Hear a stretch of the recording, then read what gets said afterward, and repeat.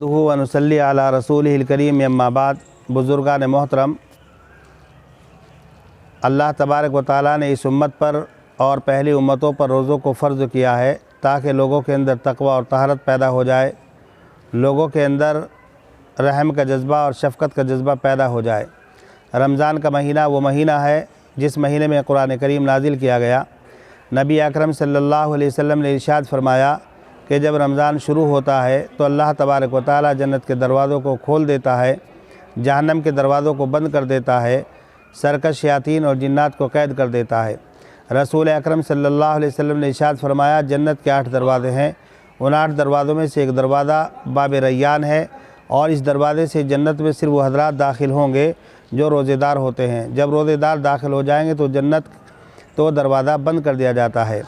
नबी अकरम सल्लल्लाहु अलैहि वसल्लम ने इरशाद फरमाया कि रमज़ान के शब रोज़ में जहन्नम से लोगों को आज़ाद किया जाता है और हर दिन और रात के अंदर हर मुसलमान के लिए, हर शख्स के लिए एक मुस्तजाब दुआ होती है। नबी अकरम सल्लल्लाहु अलैहि वसल्लम ने इरशाद फरमाया, अस्सियामु जुन्ना मालम यखरिफ़हा। रोज़ा जो होता है ढाल होता है जब तक उसको ना फाड़े। ढाल का मतलब ये कि जिस तरीके से ढाल के ज़रिए से इंसान दुश्मनों से हिफाजत करता है, इसी तरीके से रोज़े के ज़रिए से इंसान अपने नफ्स से और शैतान से हिफाजत करता है। जब तक कि ना फाड़े का मतलब ये है कि रोज़ा रखने के बाद ग़ीबत ना करे, चुगलखोरी ना करे, झूठ ना बोले। इसलिए कि रोज़ा रखने के बाद अगर झूठ बोलता है, चुगलखोरी करता है, ग़ीबत करता है तो बाद हज़रात उलमा के नज़दीक रोज़ा टूट जाता है। अगरचे अक्सर उलमा इस बात के कायल हैं कि रोज़ा तो नहीं टूटता, अलबत्ता रोज़े की खैर व बरकत चली जाती हैं।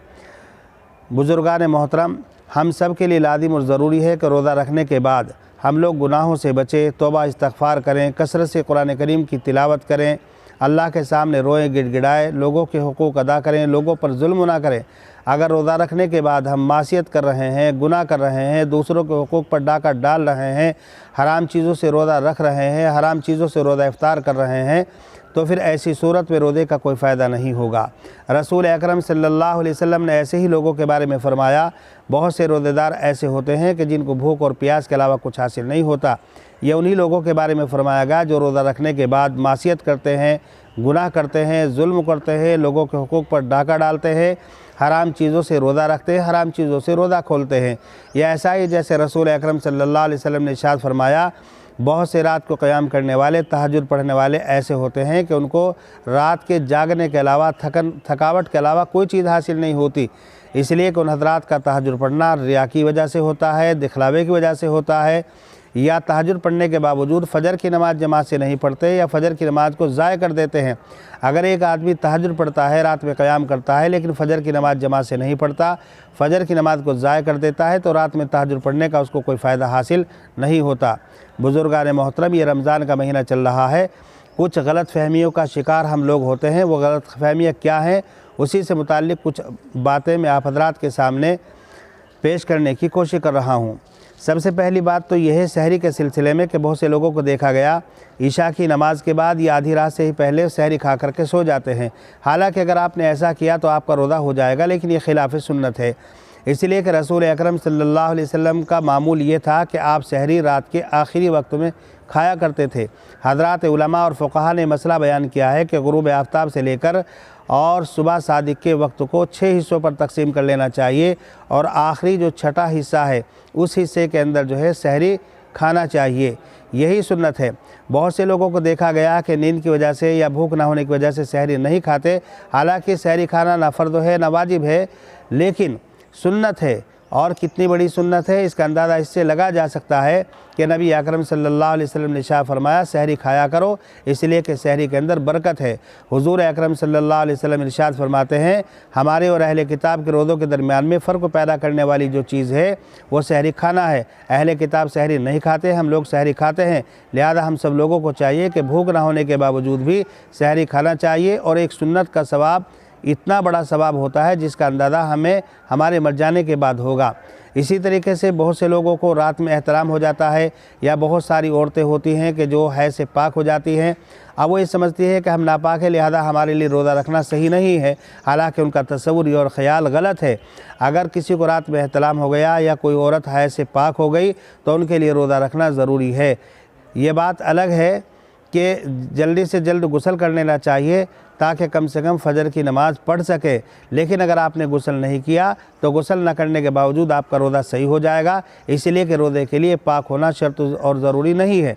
इसी तरीके से फ़जर की नमाज़ के बाद सो जाते हैं या दिन में सो जाते हैं, ख्वाब नज़र आ जाता है, कपड़े ख़राब हो जाते हैं, तो बहुत से लोग ये समझते हैं कि हमारा रोज़ा टूट गया और वो खाना पीना शुरू कर देते हैं, हालांकि एहतराम से उनका रोज़ा नहीं टूटता है।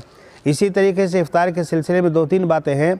एक तो ये कि इफ्तारी के अंदर जल्दी करनी चाहिए। जल्दी का मतलब ये कि जब आपको यकीन हो गया कि सूरज गुरूब हो गया, आफ्ताब गुरूब हो गया, अब एहतियात करने की ज़रूरत नहीं, आप फ़ौरन रोज़ा इफ्तार कर लीजिए। इसलिए कि रसूल अकरम सल्लल्लाहु अलैहि वसल्लम का मामूल यही था कि इफ्तारी में जल्दी करते थे। और रसूल अकरम सल्लल्लाहु अलैहि वसल्लम ने इरशाद फरमाया कि जब तक मेरी उम्मत इफ्तारी के अंदर जल्दी करती रहेगी, खैरियत के साथ रहेगी, भलाई पर रहेगी। इसी तरीके से रसूल अकरम सल्लल्लाहु अलैहि वसल्लम और हज़रात सहाबा किराम का मामूल इफ्तारी के वक्त ये था कि वो हज़रात दुआ करते थे, अल्लाह के सामने रोते थे, गिड़गिड़ाते थे। इसलिए कि इफ्तारी के वक्त में जब रोज़ेदार दुआ मांगता है तो अल्लाह तबारक व तआला उसकी दुआ को रद्द नहीं करता। हदीस शरीफ के अंदर फरमाया गया, जैसे वालिद की दुआ बच्चों के लिए, मुसाफिर की दुआ, मजलूम की दुआ रद्द नहीं होती, इसी तरीके से इफ्तार के वक्त में अगर रोज़ेदार दुआ मांगता है तो अल्लाह तबारक व तआला उसकी दुआ को रद्द नहीं करता। हालाँकि दुआ के सिलसिले में रसूल अकरम सल्लल्लाहु अलैहि वसल्लम ने इरशाद फरमाया, जब बंदा अल्लाह के सामने हाथ उठाता है तो अल्लाह तबारक व तआला फरमाता है कि मुझे शर्म आती है कि मैं उसके हाथ को खाली वापस करूं। इसलिए दुआओं का ख़ास तौर पर अहतमाम करना चाहिए। इसी सिलसिले में एक बात याद रखने की है कि हमारे यहाँ अक्सर व बेशतर लोग इफ्तारी के वक्त तो पेट भर करके खाना खाते हैं, उसके बाद जाकर के नमाज़ पढ़ते हैं। रसूल अकरम सल्लल्लाहु अलैहि वसल्लम का मामूल मुबारक ये था कि आप चंद खजूरों से, और अगर खजूरें ना होती चंद छुआरों से, और अगर छुआरे ना होते तो चंद पानी के घूंटों से रोज़ा इफ्तार करते थे और उसके बाद नमाज़ पढ़ने के लिए चले जाते थे। नमाज से फारिग होने के बाद फिर इफ्तार की तकमील फरमाया करते थे। हज़रत आयशा रज़ियल्लाहु तआला अन्हा से पूछा गया 2 सहाबी के बारे में कि एक सहाबी इफ्तार के अंदर जल्दी करते हैं और नमाज जल्दी पढ़ते हैं मगरिब की, और दूसरे सहाबी मगरिब की नमाज में ताख़ीर करते हैं। हज़रत आयशा रज़ियल्लाहु तआला अन्हा ने पूछा कि जो सहाबी इफ्तार में जल्दी करते हैं और मगरिब की नमाज जल्दी पढ़ते हैं वो कौन है? बताया गया अब्दुल्लाह इब्न मसूद है। हज़रत आयशा रज़ियल्लाहु तआला अन्हा ने फरमाया कि अब्दुल्लाह इब्न मसूद का अमल हुज़ूर अकरम सल्लल्लाहु अलैहि वसल्लम के अमल के मुवाफ़िक़ है। इसलिए कि हुज़ूर अकरम सल्लल्लाहु अलैहि वसल्लम का मामूल मुबारक भी यही था कि आप इफ्तार में जल्दी करते थे और मगरिब की नमाज भी जल्दी पढ़ते थे। इसी तरीके से लोग मालूम करते हैं मिसवाक के सिलसिले में कि मिसवाक करना जायज़ है नाजायज़ है। याद रखना चाहिए हुज़ूर अकरम सल्लल्लाहु अलैहि वसल्लम ने इरशाद फरमाया, लौला अन अशुक्का अला उम्मती लअमरतुहुम बिसिवाक इंदा कुल्ली सलात। अगर मुझे अपनी उम्मत की दुश्वारी का खौफ न होता तो मैं उनको हर नमाज के वक्त मिसवाक का हुक्म देता। आप सल्लल्लाहु अलैहि वसल्लम ने ये रोज़ेदार गैर रोज़ेदार के लिए ख़ास नहीं किया बल्कि सब के लिए आम हुक्म फरमाया। लिहाजा रोज़े की हालत में मिसवाक करने में कोई हर्ज नहीं है, खा वो सुबह का वक्त हो, शाम का वक्त हो या दोपहर का वक्त हो। मिसवाक तर हो या मिसवाक खुश्क हो, हर तरह की मिसवाक की जा सकती है। इसी तरीके से खुशबू लगाई जा सकती है, तेल लगाया जा सकता है, सुरमा लगाया जा सकता है और इसमें कोई हर्ज नहीं है।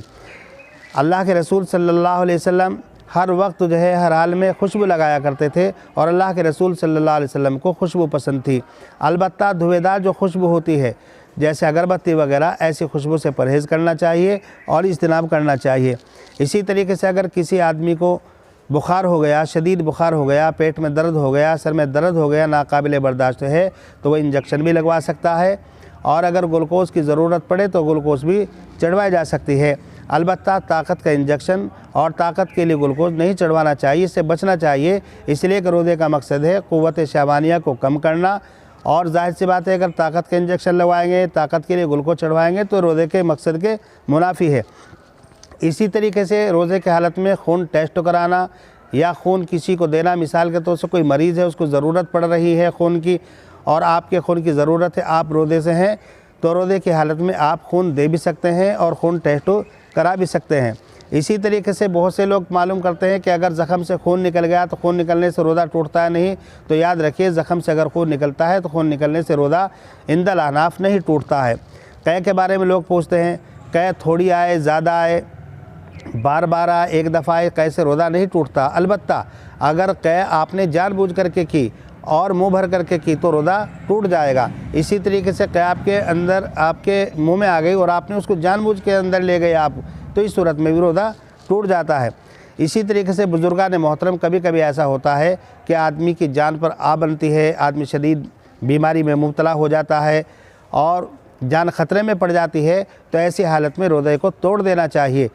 इसलिए कि रसूल अकरम सल्लल्लाहु अलैहि वसल्लम एक सफ़र में थे, हज़रात सहाबा इकराम पर रोज़ा शाक गुज़रा, दुश्वार हुआ, तो अल्लाह के रसूल सल्लल्लाहु अलैहि वसल्लम ने ऐलान फरमा दिया रोज़ा इफ्तार कर लो।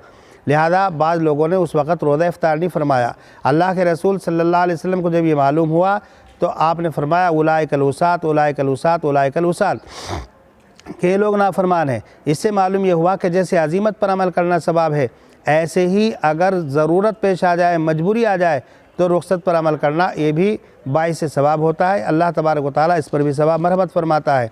इसी तरीके से बहुत सारे लोग शुगर के अंदर मुब्तला रहते हैं और कभी कभी शुगर इतना बढ़ जाता है कि उसमें रोज़ा रखना मुश्किल हो जाता है, प्यास बहुत ज़्यादा लगती है, या मिसाल के तौर से बहुत ज़्यादा भूख लगती है, तो ऐसे मरीज़ों को इस बात की इजाज़त है कि उस वक़्त रोज़ा ना रखें, बाद में रोज़ा रख लें।